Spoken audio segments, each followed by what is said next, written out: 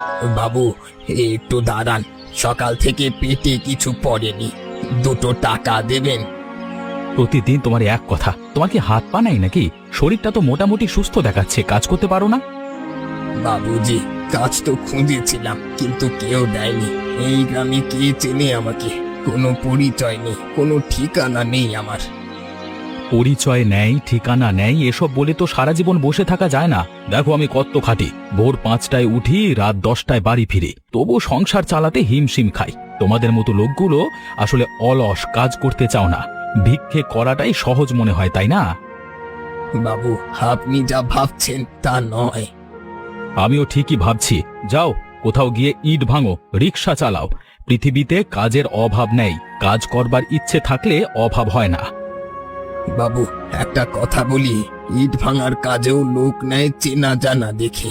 রিক্সা চালাতে গেলে রিক্সা লাগে, সেটা ভাড়া নিতে গেলেও পরিচয় লাগে। আমি চেষ্টা করিনি এটা বলবেন না, করেছি, বহুবার করেছি, কিন্তু এই গ্রামে এখানে কেউ কাউকে বিশ্বাস করে না বাবু।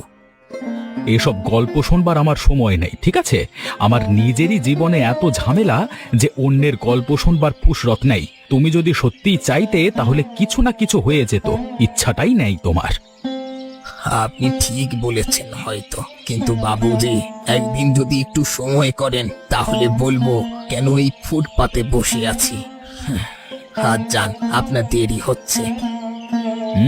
তুমিও পারলে নিজের কাজ খুঁজে কাজ করো।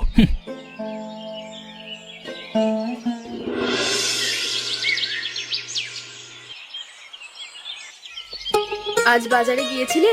পেঁয়াজ আর আলু তো শেষ হয়ে গেছে। রিঙ্কুর স্কুলে এই সপ্তাহে টাকাও জমা দিতে হবে।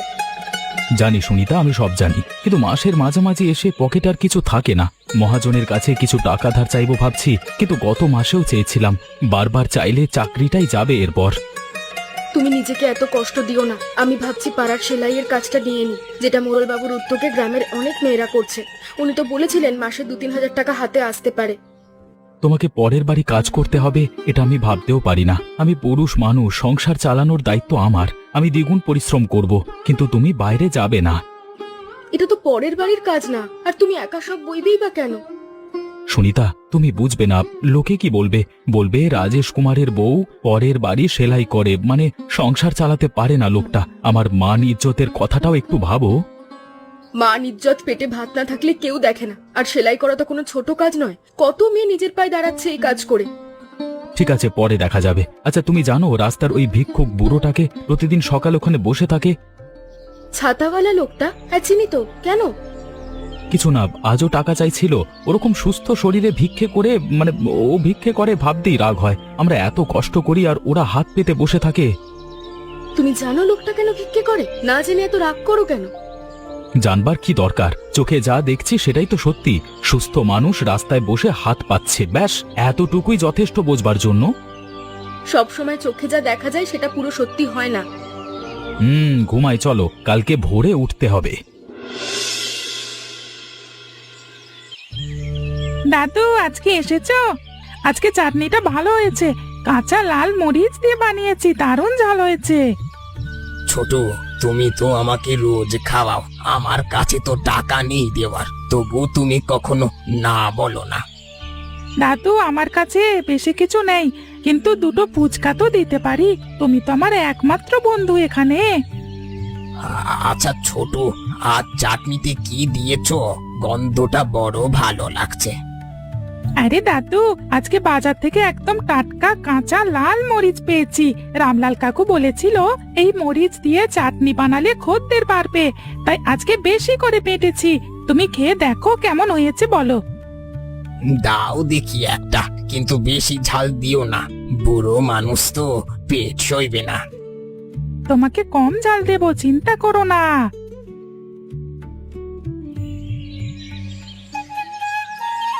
বাহ, দুর্দান্ত হয়েছে।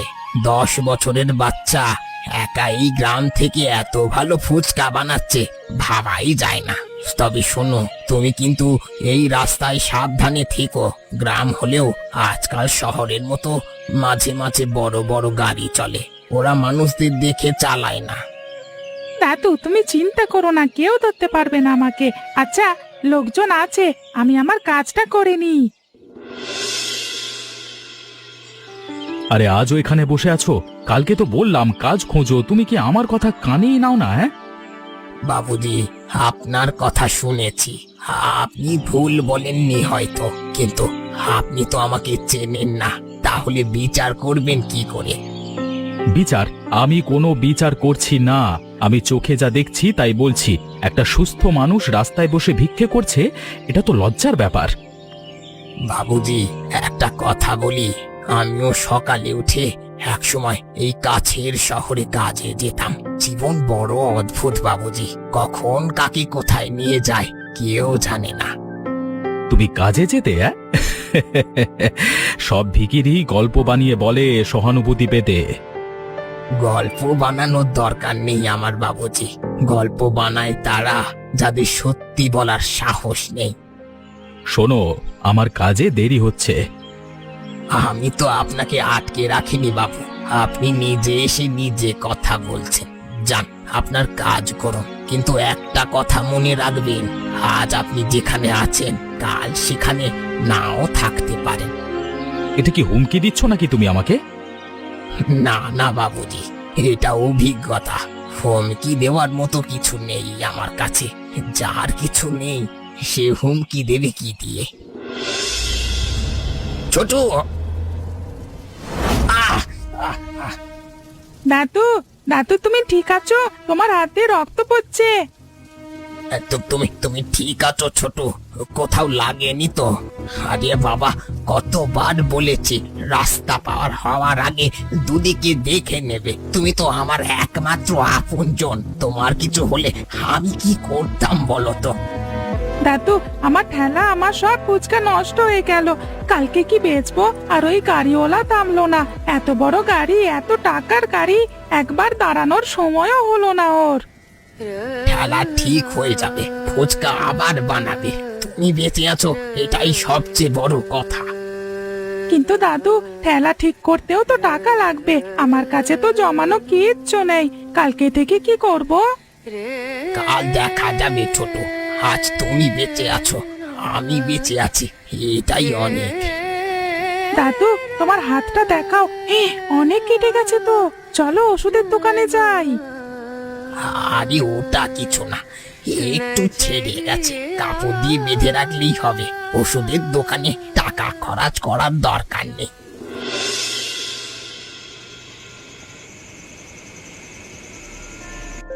কি হয়েছে তোমার? কাজের সময় কিছু হয়েছে?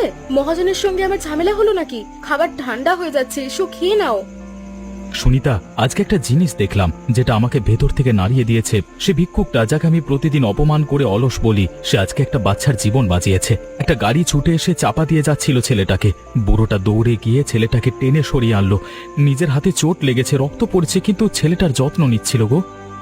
এটাই তো বলি তোমাকে সব সময়, তুমি খুব তাড়াতাড়ি মানুষের বিচার করো, কাউকে না জেনে না বুঝে রায় দিয়ে দাও। এটা তো ভুল। তুমি ঠিকই বলছো, আমি বোধহয় খুব ভুল করেছি সুনিতা। লোকটাকে যা বলেছি গত কয়েকদিনে মনে করলে লজ্জা লাগে।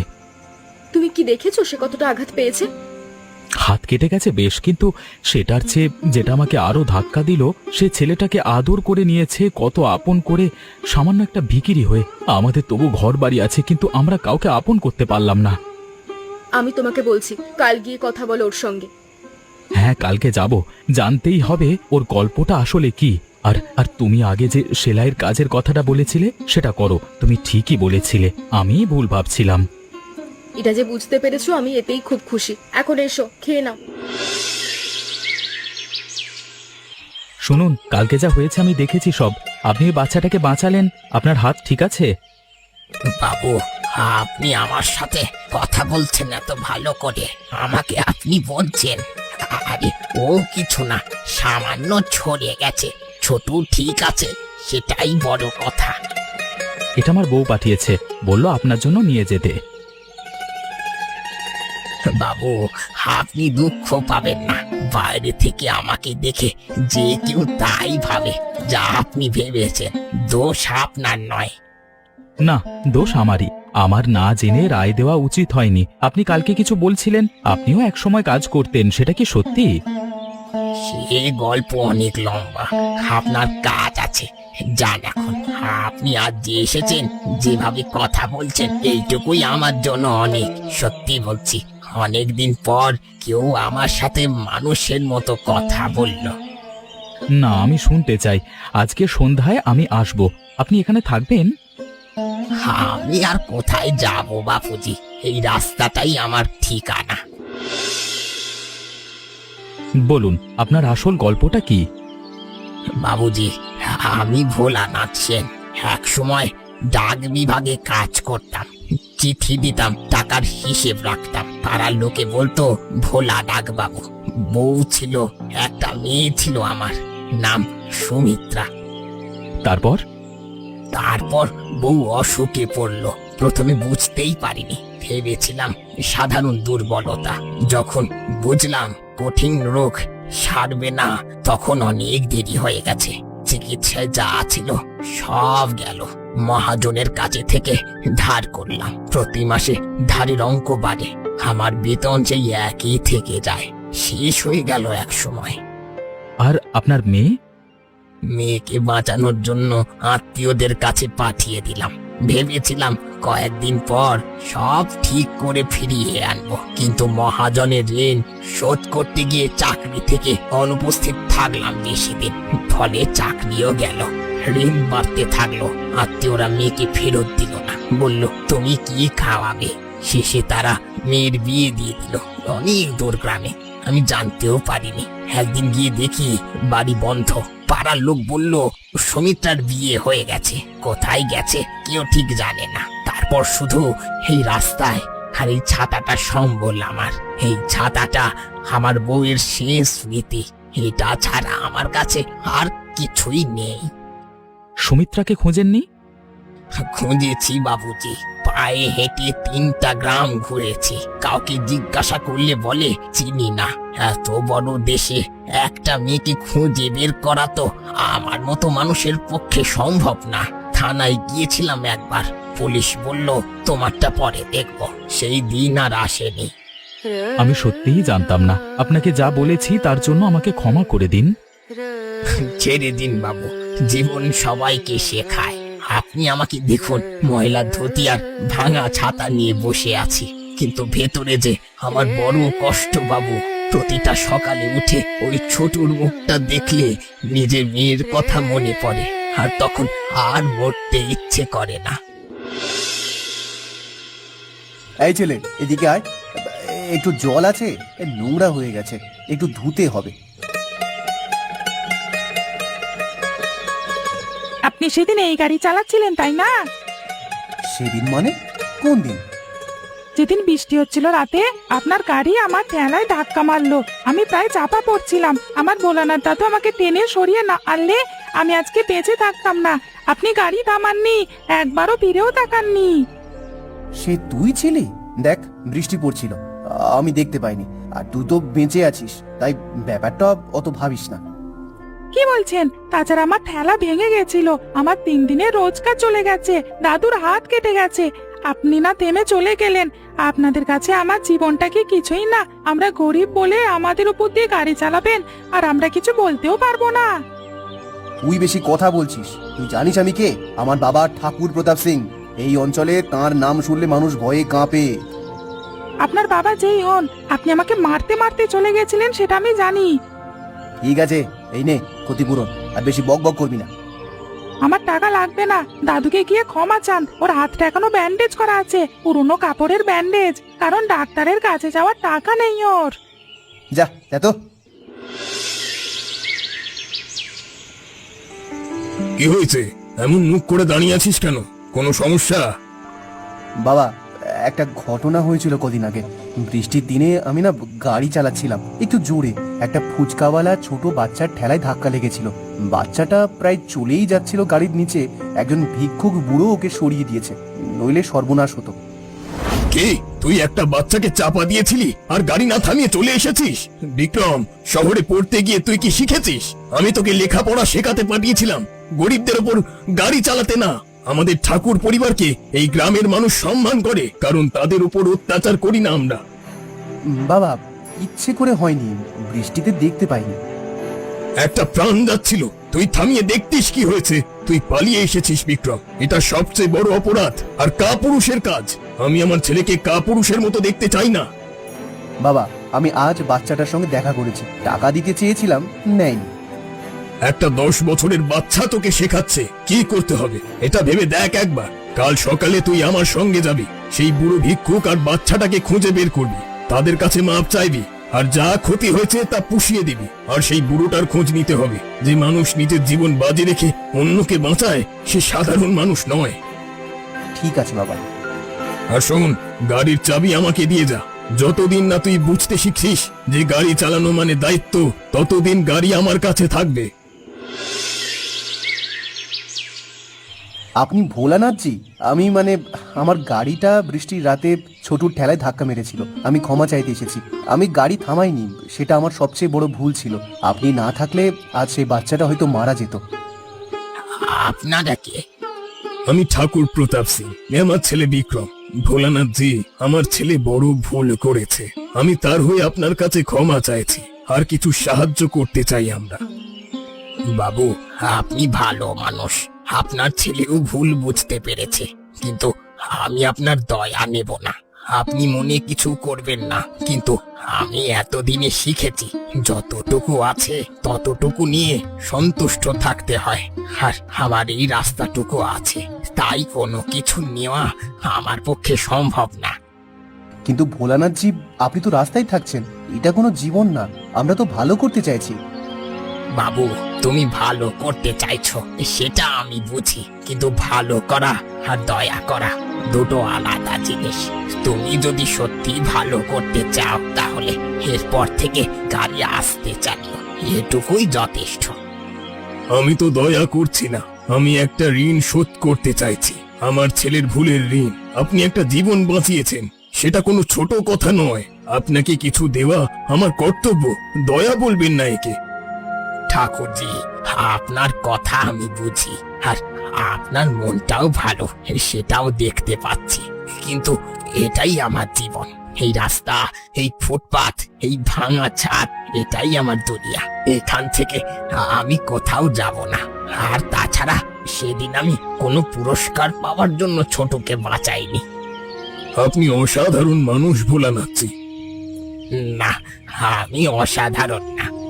আপনি ওকে একটু দেখুন, ওর একটা ভবিষ্যৎ তৈরি করে দিন। ও তো আমার মতো নয়, ওর পুরো জীবনটা পড়ে আছে সামনে, আবার জীবনটা শেষের দিকে, কিন্তু ওর জীবনটা শুরু হচ্ছে। যদি কিছু করতেই চান, ওর জন্য করুন। এটা আমি করব ভোলানাথজি, এটা কোনো দয়া না, এটা আমার কর্তব্য। একটা বাচ্চা রাস্তায় ফুচকা বেচে, এটা আমাদের সবার লজ্জা। দাদু, তুমি আমার জন্য সব ছেড়ে দিচ্ছ, কিন্তু তোমার কি হবে? আমার যা হওয়ার তা হয়ে গেছে ছোট। তুমি পড়াশোনা করো, বড় হও, ভালো মানুষ হও। তুমি যদি একদিন দাঁড়াতে পারো নিজের পায়ে, তাহলে আমার জীবনটা সার্থক হবে।